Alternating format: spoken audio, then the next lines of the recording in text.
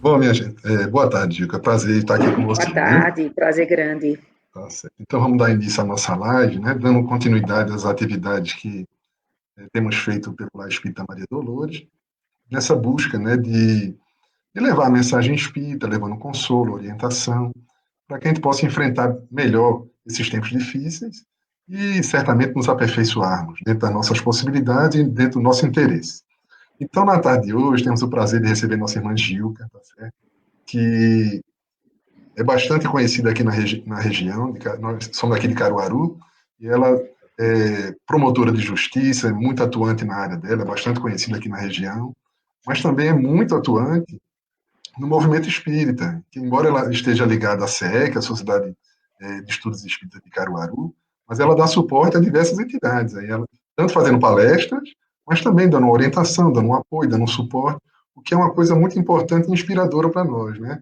Porque nesses momentos difíceis de pandemia, é que a gente vê aqueles que estão realmente engajados, né, que não vão se atemorizar e desistir de trabalhar. Então, pelo conhecimento que a gente tem do Espiritismo, tem todos os motivos para sermos perseverantes e nunca perdermos a vontade de servir.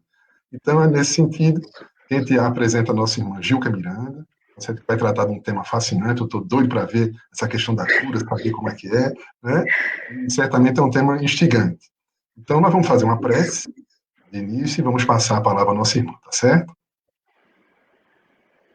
Senhor Jesus, querido amigo, nesse momento pedimos tua proteção, teu amparo, para que possamos levar adiante a mensagem de consolo a todos aqui presentes, todos que estão nos ouvindo. Nos ajuda, Senhor, a estarmos em boa sintonia com nossos guias espirituais e transmitirmos a mensagem de acordo com as necessidades de todos nós.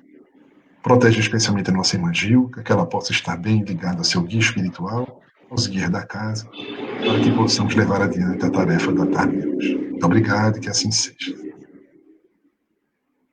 Então, nossa irmã Gilca, com a palavra, fica à vontade, viu? Eu vou sair aqui da tela, aí, precisando é só me chamar, tá certo? Saindo aqui no Facebook, no Ok, Instagram, a gente continua juntos. ok. Boa tarde a todos, é uma satisfação estar aqui com vocês. Cumprimentar Alain, como representante da Casa Espírita Maria de Dolores, e a todos também os trabalhadores e todos que estão ouvindo, a todos os participantes, aqueles que estão acompanhando. Nesse momento que nós estamos vivenciando uma experiência diferente, inovadora e inédita no mundo.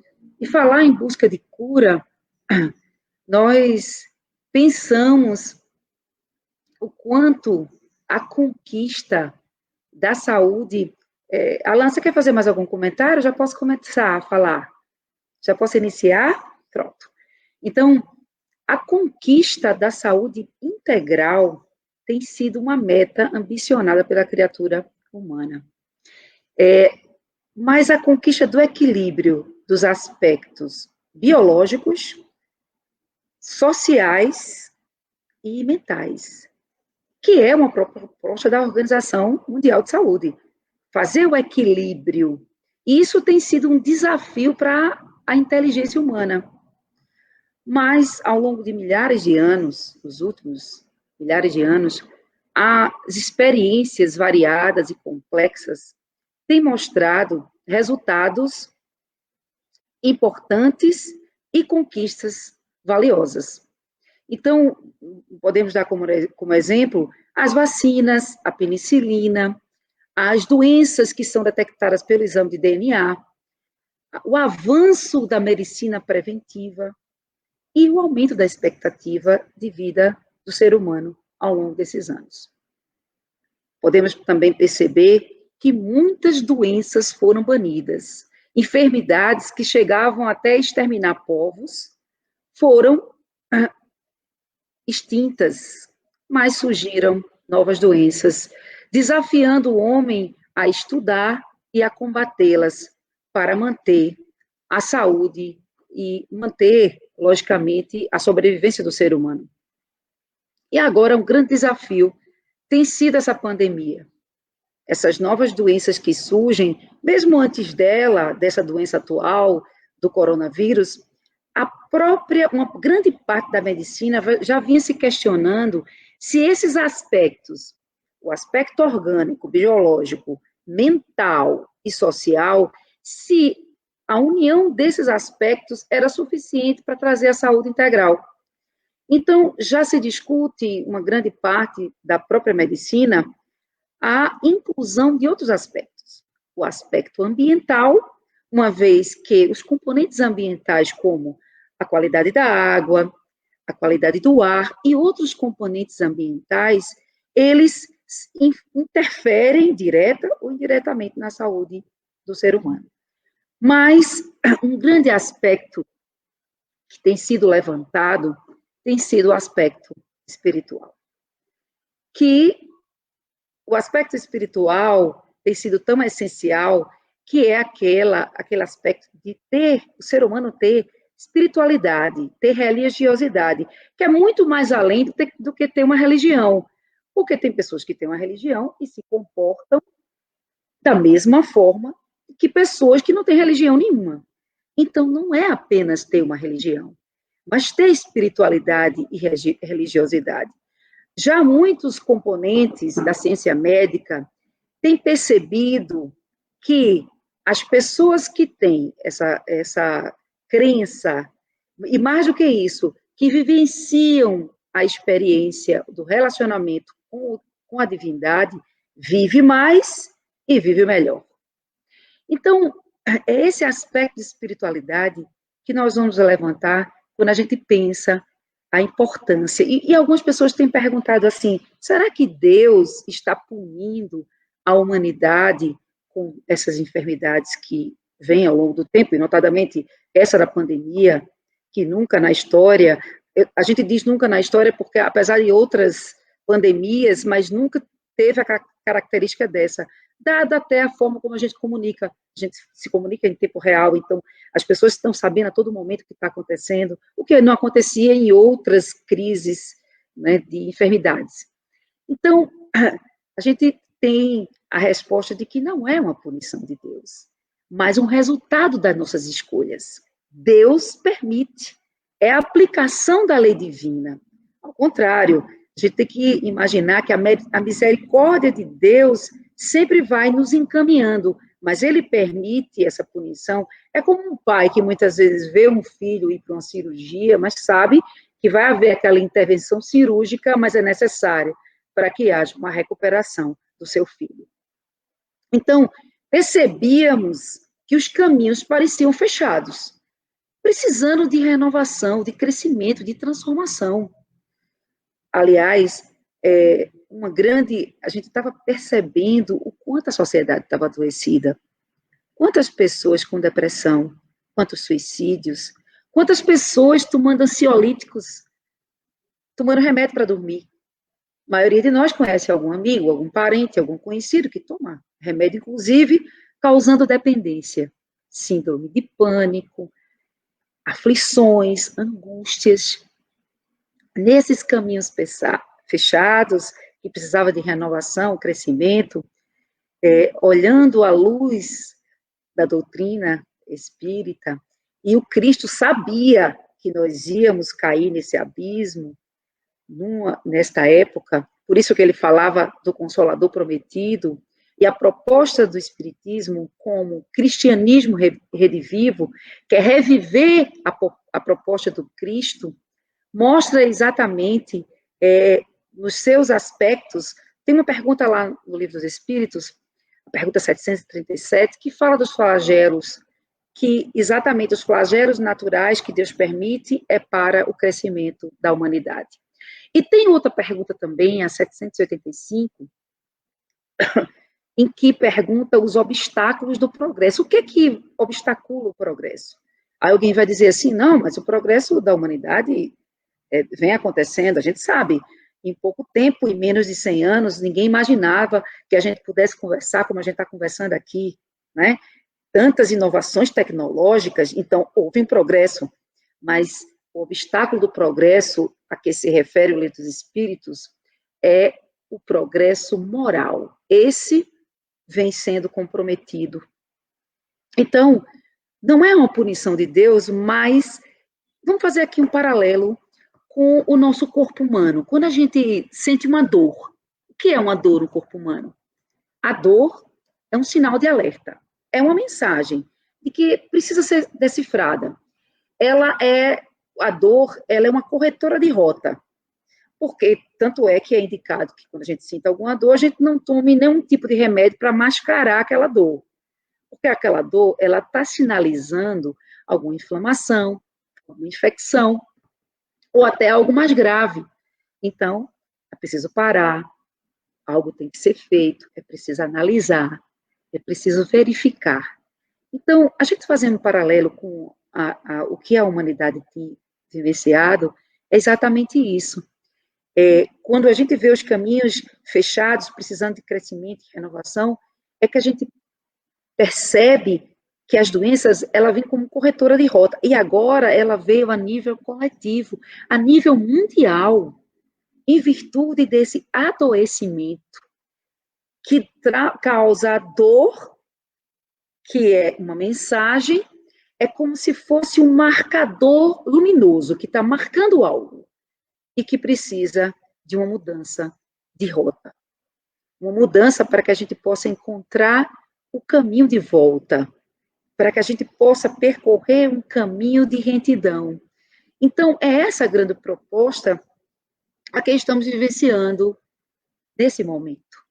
Né, que é, então, se nós estamos vivenciando esse aspecto, né, do equilíbrio, né, não só aquele equilíbrio dos aspectos que a humanidade considera como saúde integral, mas considerar outros componentes, entender que isso faz parte de uma renovação, de um crescimento, e aí a nossa visão, ela amplia, ela muda, e é isso que precisamos focar, de que tudo isso que veio, embora seja tão angustiante em alguns momentos, que todos nós estamos afetados, independentes daqueles que estejam ou não adoecidos, mas todos, a proposta é coletiva, é individual, e a gente vai falar sobre isso, sobre a busca da cura individual e a busca coletiva.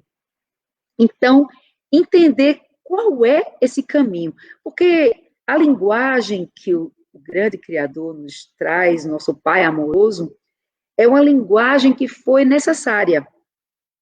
Porque quando os ventos estão favoráveis, aliás, nem estavam tão favoráveis assim, mas aparentemente favoráveis, há uma certa acomodação e as pessoas se esquecem de ter esse aspecto espiritual, esse relacionamento com o Criador.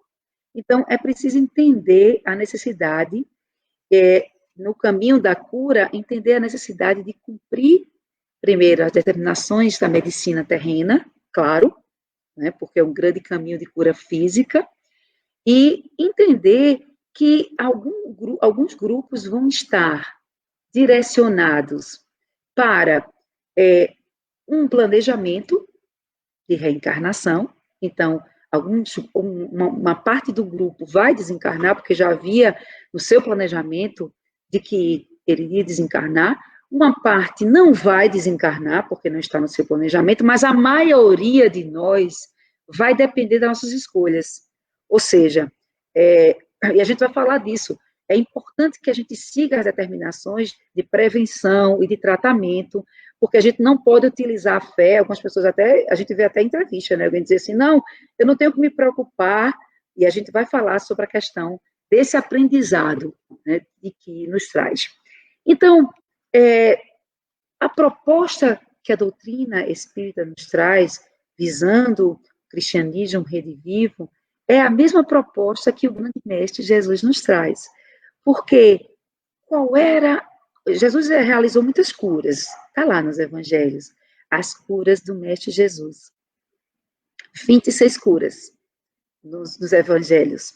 Então, vemos, por exemplo, nos comentários, no capítulo 14 e 15 da Gênese, que é o último livro da codificação kardeciana, ele mostra lá no capítulo 14 e no capítulo 15, especialmente no capítulo 15, item 26, que Jesus, curando as enfermidades, Jesus passeava lá na Galileia, e ele curava os enfermos, as suas fraquezas, as suas enfermidades. Lá, com uma grande multidão o seguia, inclusive em busca dessa cura.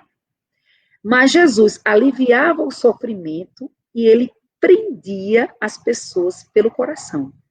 Então, a forma de atração para a cura do corpo, mas com o objetivo da cura da alma.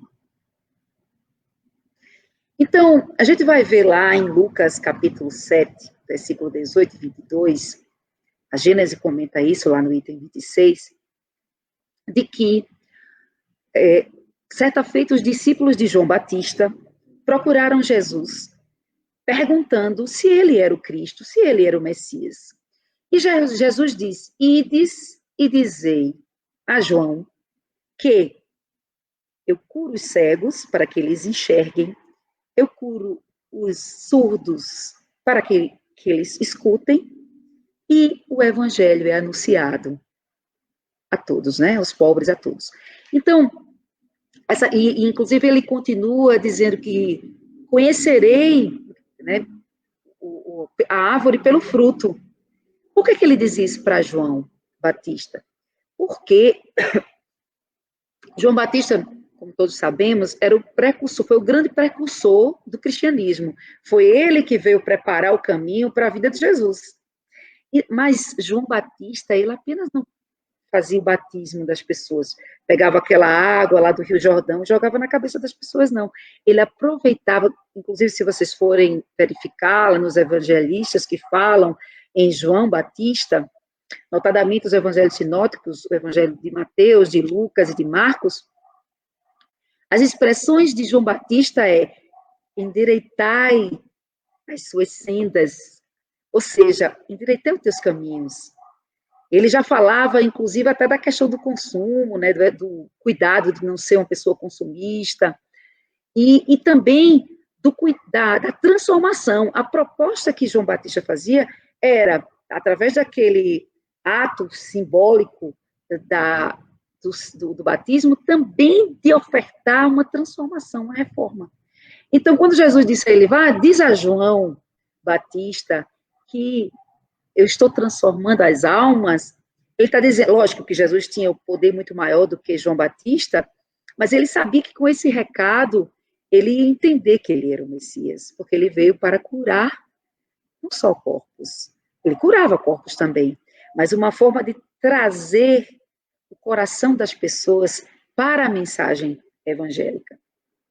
E aqui eu queria trazer algumas passagens dessas curas de Cristo, mostrando, por exemplo, uma cura que está lá em Marcos, capítulo 10, versículo 46 a 52, quando o cego de Jericó veio insistentemente, muito impaciente, até falando de uma forma eufórica, Jesus, filho de Davi, tem misericórdia. E Jesus vira-se para ele e diz, que era uma expressão de Jesus, o que queres que eu faça? Para alguns desavisados pode parecer até estranho. Jesus perguntar a um cego, o que queres que eu faça? Na verdade, Jesus era muito inteligente e ele sabia das nossas angústias. Essa pergunta caberia para hoje. Porque muitas vezes Jesus pode perguntar, o que queres que eu faça? As pessoas às vezes oram pedindo uma coisa, mas na hora da atitude age completamente diferente. Então, quando Jesus pergunta o que queres que faça, você quer ser mesmo curado? Porque tem algumas pessoas que querem continuar doentes do corpo, porque não se cuidam, não procuram fazer os tratamentos a que a medicina terrena nos coloca, né, com tantas informações modernas, com tantos avanços, e também a cura da alma, o encontro com o Pai. Então, o que queres que eu faça? Aí o cego responde, que eu vou te ver. Então ele diz, vai, a tua fé te curou. Mas a fé, e eu trouxe um trecho aqui do Evangelho muito interessante que fala sobre essa fé é muito importante a gente entender que a fé divina e a fé humana, e lá no título A Fé Divina e a Fé Humana, num dos capítulos do Evangelho segundo o Espiritismo, que fala que a fé transporta montanhas, ele diz isso, a fé não foi compreendida senão sob o aspecto religioso, porque o Cristo a preconizou como uma alavanca poderosa, e porque não se viu nele senão o chefe de uma religião. Porque muitas pessoas sempre lembram de Jesus como chefe de uma religião, e ele não criou religião nenhuma. A fé que ele nos propõe é aquela fé, por isso que ele fala aqui nas curas, e a gente vai ver que existem várias características diferentes nas diversas curas de Jesus, mas sempre ele propondo uma mobilização por parte de nós, de cada um de nós. Então, quando ele diz aqui que a fé é humana e a fé divina. Então, ele dá um exemplo. E a pessoa que persegue um grande projeto, por exemplo, uma grande empresa, ele tem que evitar esforços para conseguir, para as coisas humanas, porque, claro, a gente também tem que progredir nas coisas aqui da Terra, e não é errado, desde que não seja de forma egoísta, né? Mas e também com relação à fé divina, que é aquele progresso de ordem moral. Então, ele diz, a fé humana e a fé divina, se todos os encarnados estivessem bem persuadidos da força que tem em si, se todos nós percebermos nosso potencial divino, se quisessem colocar a sua vontade a serviço dessa força, seriam capazes de realizar o que até o presente chamou-se de prodígios. Quer dizer, grandes realizações poderíamos fazer com essa grande força aliada à fé humana, a fé nos nossos próprios propósitos, né, nos nossos talentos, na nossa força, aliada à fé divina. Não seria, e que não é senão o desenvolvimento das faculdades humanas. Então, é muito interessante essa proposta de Jesus, quando ele faz diversas perguntas. Eu também fiz um apontamento daquela passagem da mulher hemorroísa. Aliás, Jesus precisa ser lembrado também numa atitude espetacular, que é pouco lembrado, que é a atitude com as mulheres. As mulheres sofriam um preconceito muito grande naquela época, eram consideradas, eram praticamente escravas, era propriedade do pai, depois passava para o marido, se ficasse viúva para o irmão ou para o pai, enfim. A mulher era considerada um ser impuro, porque muitas vezes não sabia se ela estava no fluxo de sangue, então as pessoas não falavam, não tocavam, as mulheres não falavam com elas em público, então Jesus, é até uma passagem minha, depois eu marco aqui para a gente conversar sobre isso, Jesus e as mulheres, é um tema bem interessante, para ver como Jesus foi altamente tolerante e altamente revolucionário com relação a diversos assuntos, inclusive a esse. E nessa passagem, imagine uma mulher com perda de sangue há 12 anos, nossa, mas mostra que essa mulher, ela, apesar de tanto tempo, ela havia passado por diversas experiências, ela estava se mobilizando para o tratamento, ela havia, e a passagem evangélica diz, ela ia na mão de vários médicos, mas eu apontei, porque os evangelistas falam dessa passagem, dessa cura, mas se vocês perceberem lá em Mateus capítulo 9, versículo 18 a 26, tem um apontamento, Lucas era muito detalhista, e ele mostra que a mulher, porque a passagem Jesus ia passando com a multidão, e aquela mulher vai e consegue passar ali pelas pessoas, inclusive pelos discípulos, e toca as vestes de Jesus. Veja como a fé dela era tão grande, que ela acreditava, e ela toca na orla, que para os judeus, a orla das vestes era um bordado onde era marcado as leis divinas. Veja como isso é muito simbólico. Ela se mobilizou em busca do cumprimento das leis divinas. Então, ela vai, e Jesus sente que há algo diferente, tanto que ele diz, quem me tocou? Os discípulos ficam todos muito, mas tanta gente, mestre, aqui, como a gente vai saber que te tocou? Mas a mulher, ela se declara, ela diz, olha, fui eu, mestre. Aí ele diz, vai, que a tua fé te curou, a tua fé te salvou. Né? Então, em diversas passagens, mostra exatamente E, inclusive, é interessante a gente perceber que a cura é algo que é muito peculiar. Tem pessoas que têm a mesma enfermidade em situações parecidas, mas vai ter repercussões diferentes, né? Então, ele diz aqui que essa fé que ele fala não é aquela fé mística. Por isso que eu li essa passagem aqui do Evangelho, que mostra que não é aquela fé. Muita gente usa isso. Inclusive agora, quando a gente fala da pandemia, algumas pessoas dizem, não preciso fazer nenhuma medida preventiva, porque eu tenho fé em Deus. Não tem nada a ver. Nós precisamos cumprir as determinações médicas e a fé que Jesus nos propõe é a gente nos mobilizar em busca da cura, lógico, do corpo, porque ninguém quer continuar sofrendo, mas principalmente nessa grande busca espiritual, que ela é muito mais ampla e muito maior. Então, muitas pessoas pensavam que as curas dos evangelhos fossem curas, apenas curas de corpos, mas sabemos que estamos constatando que é a cura muito é maior, que é a cura do espírito. É essa a grande proposta de Jesus. Lá naquela cura, por exemplo, da sogra de Pedro, tem até uma brincadeira, né, dizendo que Pedro não gostou, tirando brincadeira com a sogra, mas falando sério, aquela forma de Jesus ter o cuidado com a sogra de Pedro mostra que assim que ela curou, veja como as diversas curas, é muito lindo como Jesus nos ensina. Ele faz nas diversas passagens, cada um tem um detalhe diferente para mostrar que os caminhos são diversos. E aquela cura da sogra de Pedro é interessante porque depois que ela se restabelece, ela vai servir. Então, ela não fica estagnada, ela não fica ali, né, o tempo todo se vitimando. Assim que ela obtém a melhora, ela vai em busca de servir as pessoas, né, de operar no bem. Então, quando ele usa a tua fé te salvou, vai, ele usava muito essa expressão também, vai e não voltes a pecar.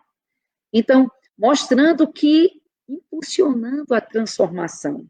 Então, e falava sempre no buscai e achareis, que é o grande caminho dessa busca em que a gente vai caminhando nas buscas, né, de melhoria do corpo e do espírito, em que a gente percebe que é um aprendizado, a linguagem que o grande Criador nos mostra, e Jesus muito inteligentemente, nas diversas passagens, onde ele vai utilizar do fluido, e é lógico, o poder de Jesus no uso do fluido, né, que é inerente para a ação reparadora, que é possível, mas a proposta de Jesus de nos curar, de trazer esse aspecto espiritual para as nossas vidas, é uma grande proposta e que podemos perceber que há, e é preciso combater isso, uma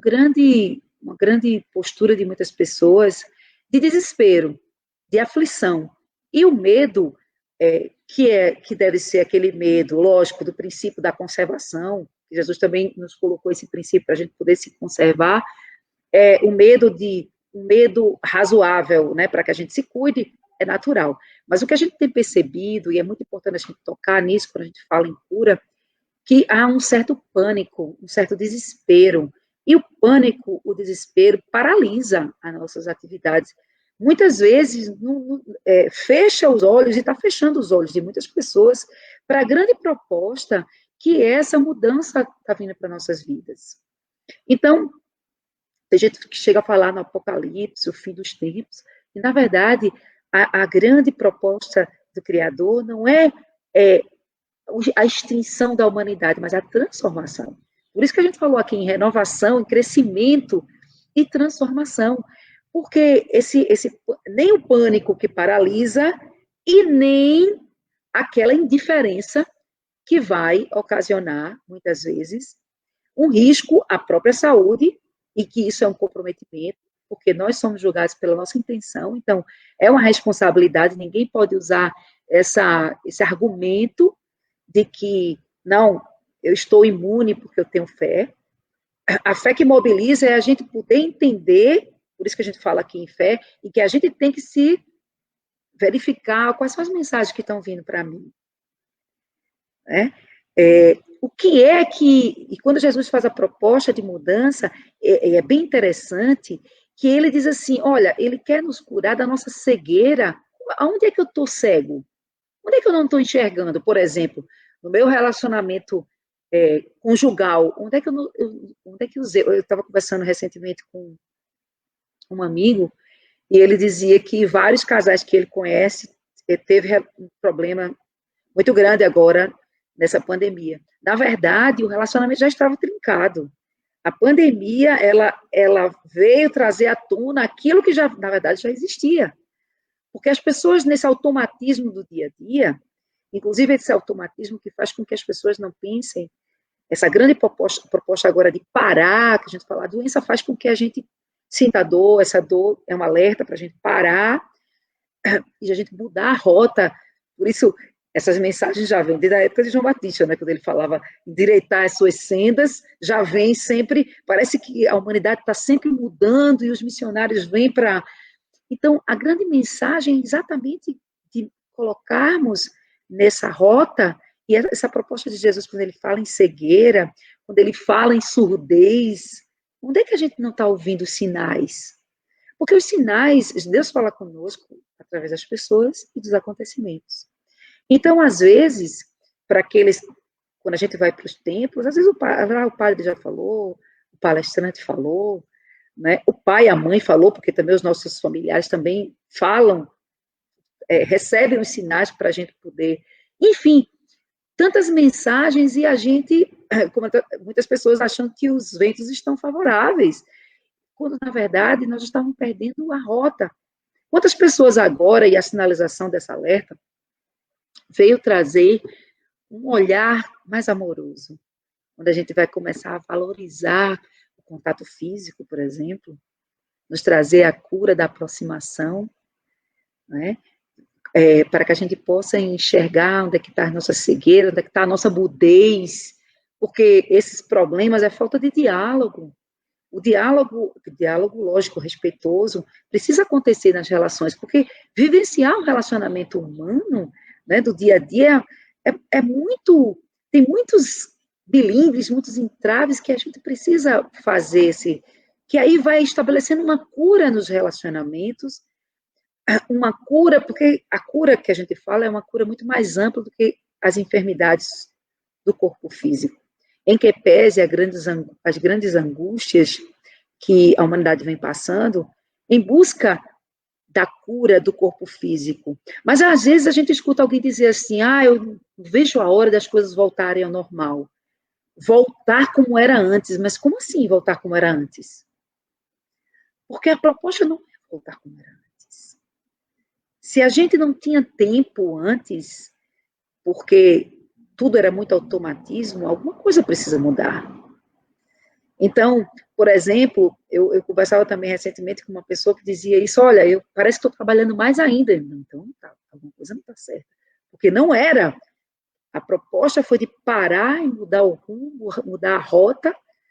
Muitas pessoas sentindo a necessidade desse relacionamento com o lado espiritual, que a proposta é que a gente mantenha esse relacionamento, porque a gente vai trazer esse alimento que está faltando, por isso que grande parte da medicina, não a medicina materialista, mas uma grande parte da medicina, já que se debruça sobre as questões espirituais, já vê a importância de incorporar esse aspecto espiritual que Jesus tanto nos propunha e que a doutrina espírita vem alargando a nossa visão, porque algumas pessoas podem pensar assim, olha, mas eu me mobilizei para obter a cura física, no sentido dos tratamentos, das prevenções, e mesmo assim a enfermidade veio. A gente precisa entender que nós temos compromissos, nós temos resgates a serem cumpridos.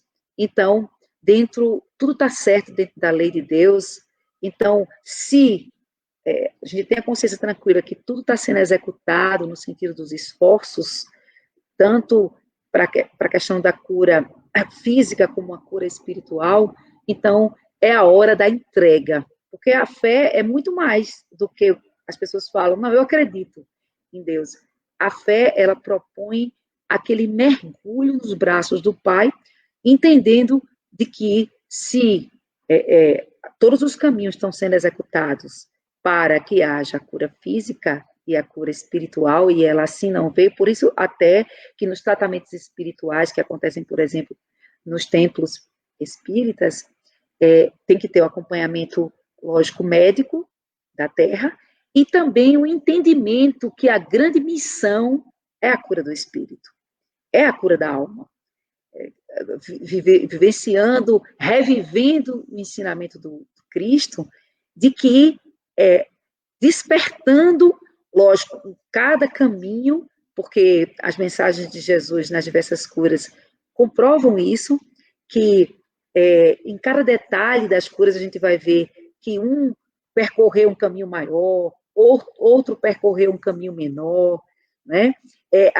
Alguns, como por exemplo, alguns cegos que tem lá, existem também aquelas curas que antigamente se chamava das possessões, que na realidade são influências negativas que são atraídas por nós mesmos ou pelos nossos desencontros, e são compromissos que nós criamos, ou então por afinidade, né, aquela tomada que só encaixa quando nós permitimos.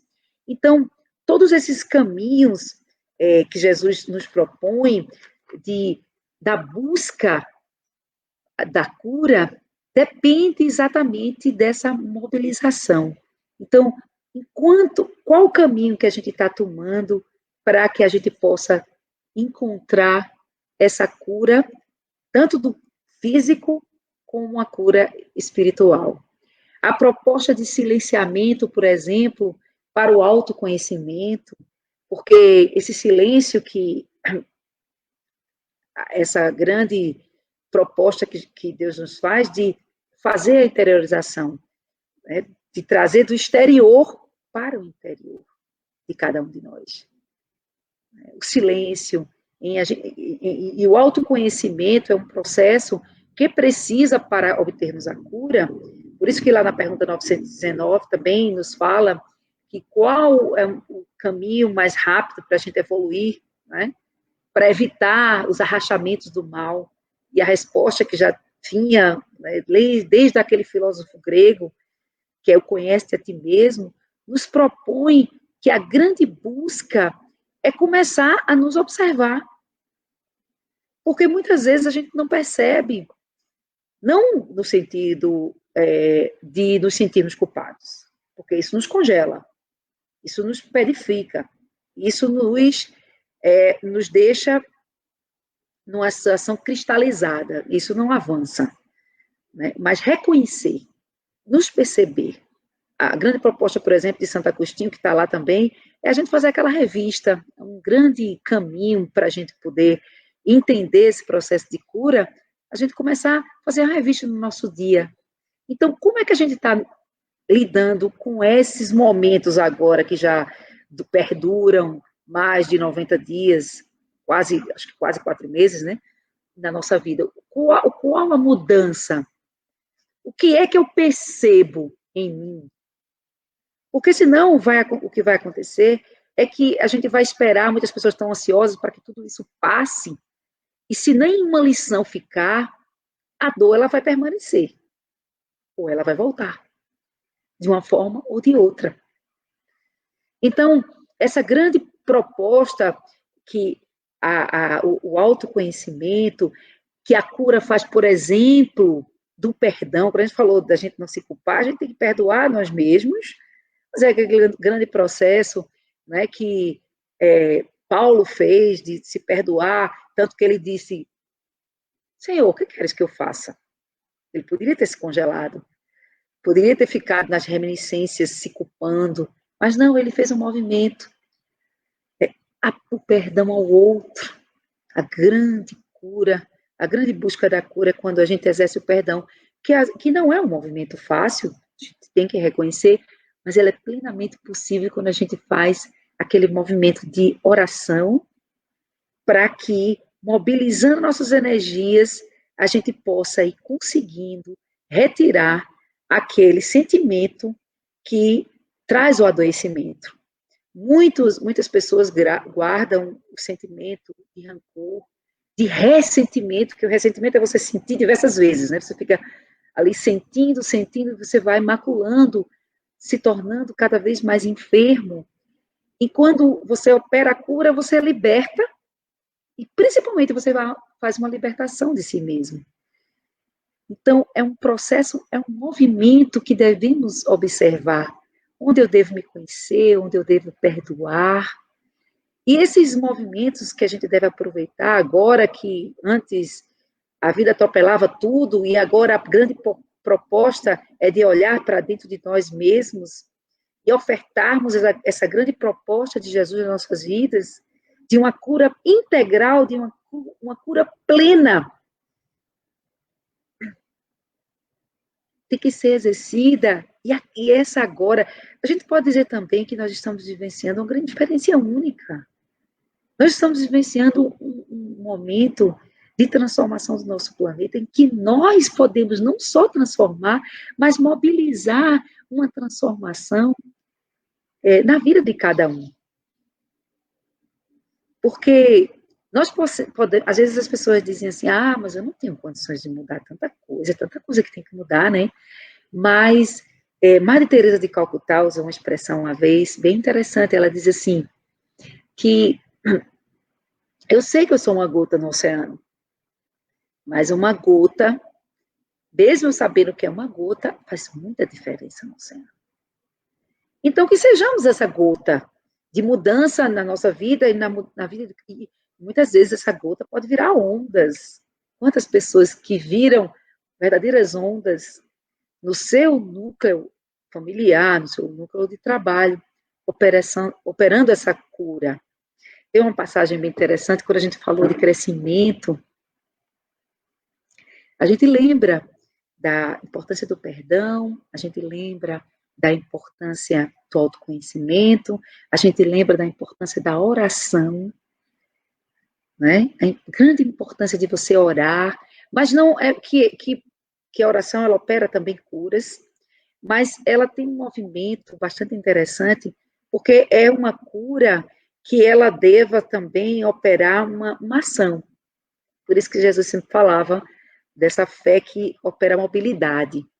Então, tem uma passagem bem interessante, uma história bem interessante, que diz que um sábio ia com seus discípulos e verificou que tinha um carro atolado e uma pessoa ajoelhada orando.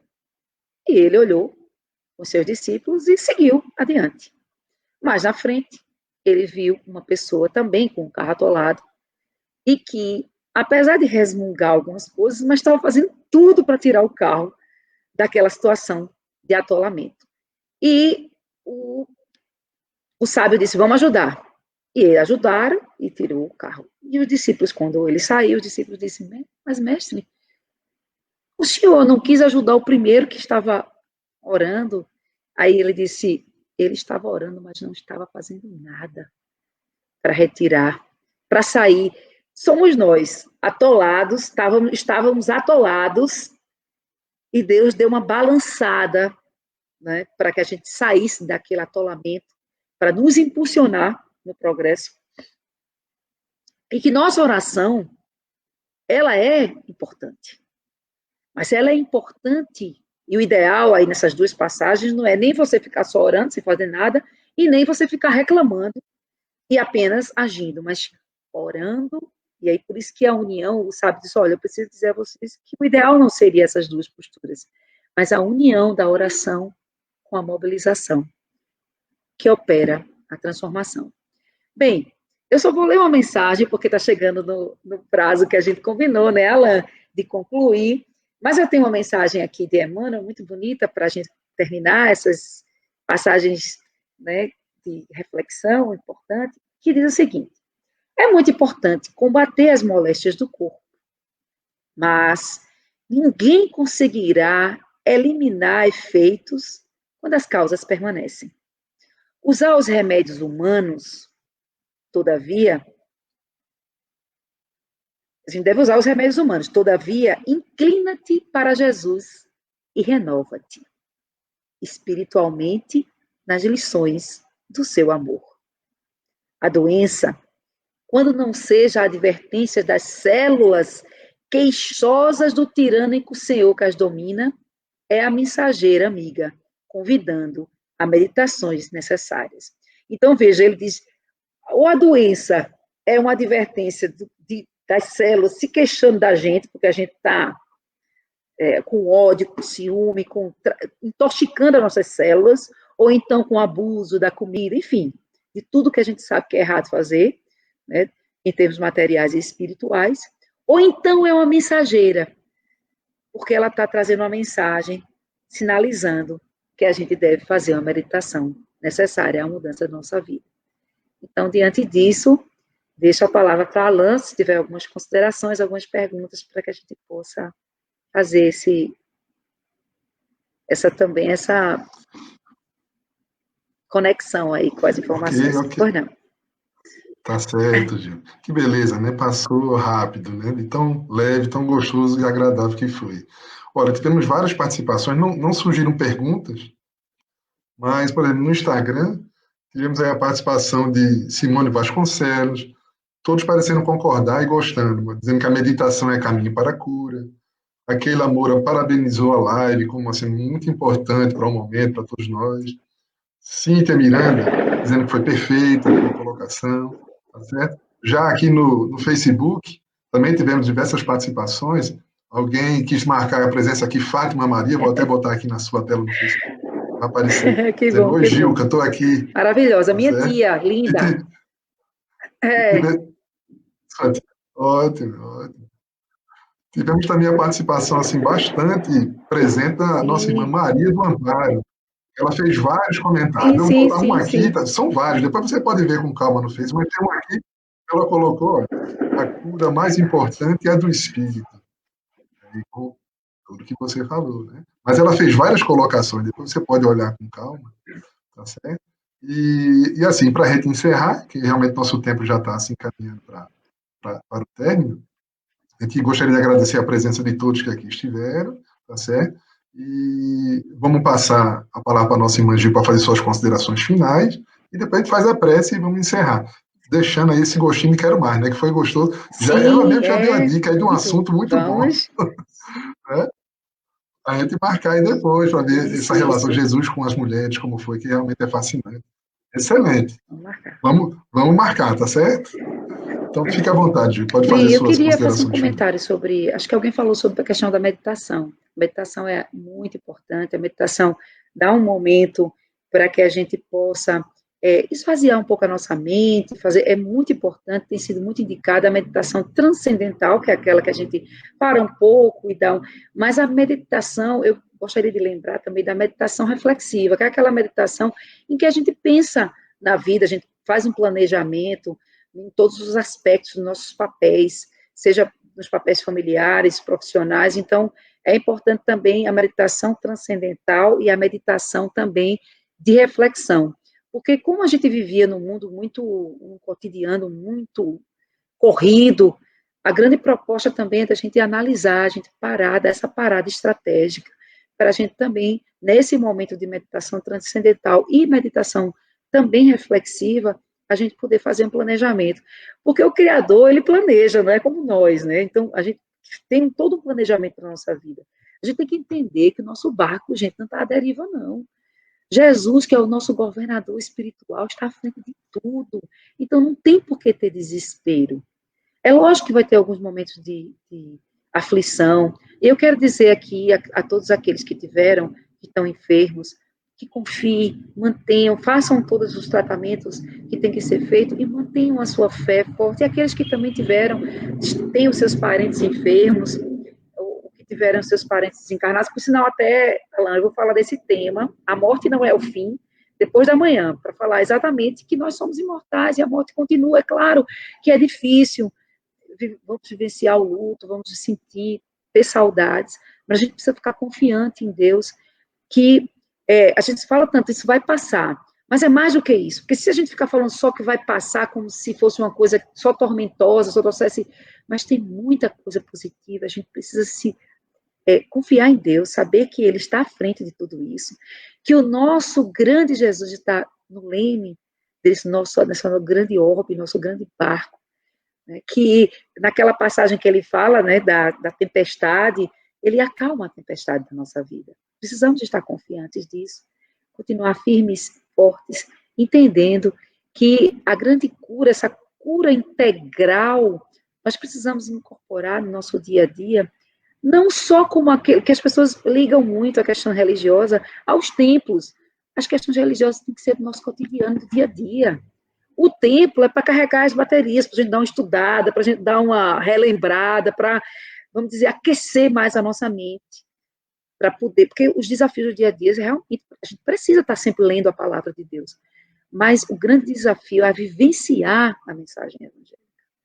Então, as pessoas estão se afastando das mensagens, pensando que é só coisa dos sacerdotes, dos palestrantes, dos estudantes, quem está estudando e quem é fanático. Não, gente, é no dia a dia, porque é no cotidiano que a palavra de Deus vai preenchendo o nosso coração e nos fortalecendo.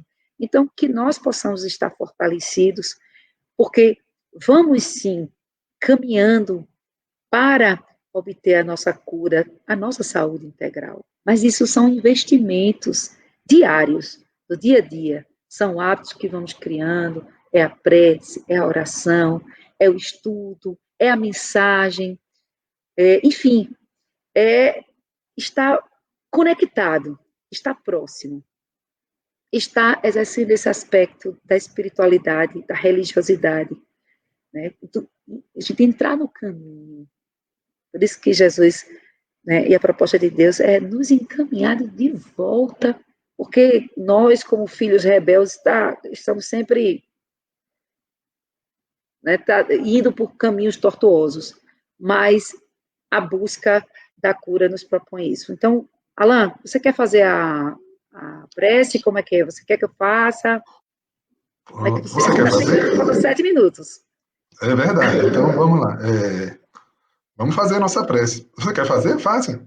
É um prazer ouvir sua prece. E aí, assim, na sequência, a gente se despede e encerra, tá certo?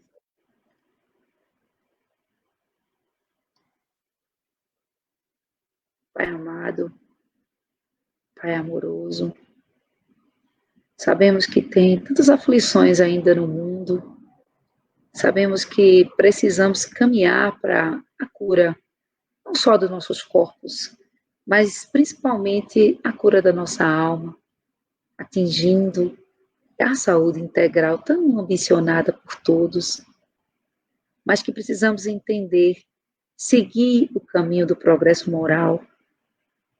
Te agradecemos, Senhor, por as oportunidades e que possamos enxergá-las no dia a dia. Sabemos que o Senhor está sempre falando conosco, está sempre mandando mensagens para nós.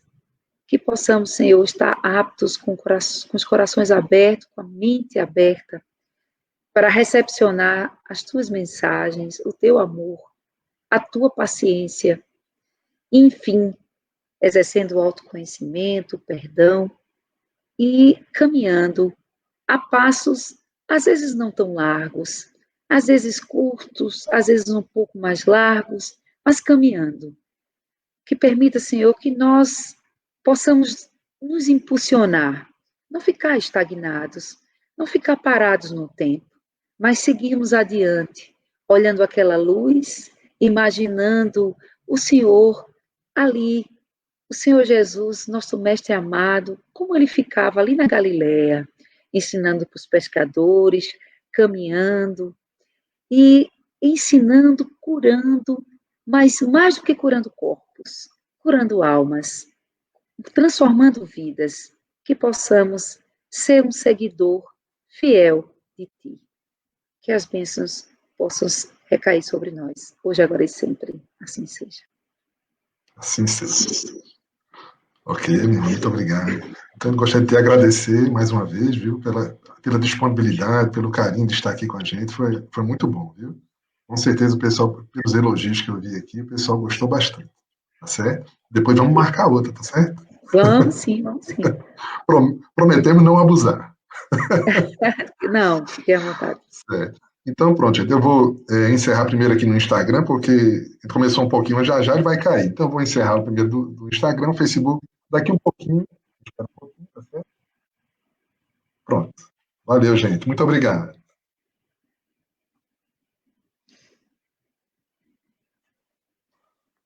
Certo. Aí vamos encerrar também aqui agora no Facebook, tá certo?